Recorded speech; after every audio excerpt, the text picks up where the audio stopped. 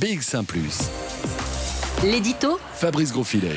Nous voici donc dans une semaine de rentrée, une nouvelle année scolaire ou universitaire qui commence pour les écoliers ou pour les étudiants avec de nouvelles habitudes à prendre pour eux et de nouvelles routines à installer pour leurs parents ou leurs entourages, de nouveaux programmes, de nouveaux horaires pour vos chaînes de télévision, de radio préférées, de nouveaux magasins qui ouvrent et qui se battent à coups de publicité. Bref, vous connaissez ce balai de la rentrée, celui qui balaye les douceurs de l'été qui ne seront bientôt qu'un lointain souvenir.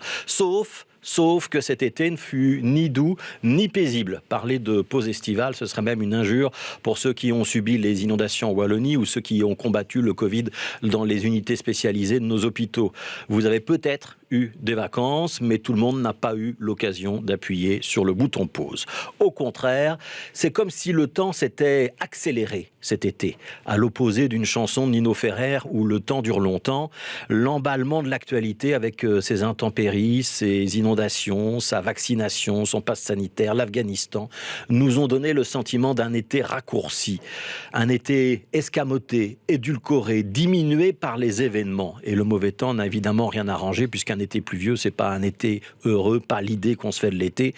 C'est en revanche l'avant-goût d'un dérèglement climatique que les experts nous annonçaient depuis longtemps, mais que nous avions rangé dans le placard des concepts abstraits. Parfois, quand on ouvre le placard des conséquences concrètes, c'est une avalanche qui nous tombe dessus. Cet été en accéléré, où nous n'avons eu que quelques jours de beau temps et si peu de répit, sert donc de tremplin à une rentrée qui s'annonce d'ores et déjà tonitruante. C'est qu'à l'été rétréci répondent des urgences agrandies. Leur dérèglement climatique, la vaccination qui patine, surtout à Bruxelles, l'onde de choc de l'arrivée des talibans à Kaboul, sont des urgences qui n'attendront pas. On ne doit pas parler de redémarrer pour cette rentrée. On doit parler de concrétiser, implémenter, réaliser, accélérer. Ce sentiment d'urgence qui nous saisit à la gorge sur presque tous les dossiers est réel. Il ne nous reste que quelques semaines pour contenir quelques années pour contenir le réchauffement climatique à défaut de l'endiguer et quelques semaines au maximum pour obtenir un taux de vaccination correct à Bruxelles.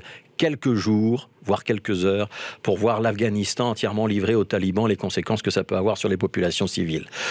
Si on ne saisit pas ce degré d'urgence, on devra vivre avec les dérèglements climatiques, inondations, sécheresses, élévation du niveau des océans, disparition des espèces animales et autres phénomènes aux conséquences incalculables.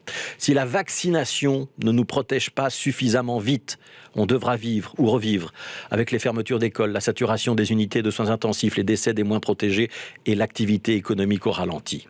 Si on ne prend pas la mesure du péril afghan et de la vague d'émigration de ceux qui veulent fuir ce nouveau régime, on devra vivre avec la déstabilisation de tout un continent, avec de nouvelles traversées de la Méditerranée, avec des réfugiés qui escaladent les murs de l'Europe à défaut de trouver une porte pour y entrer.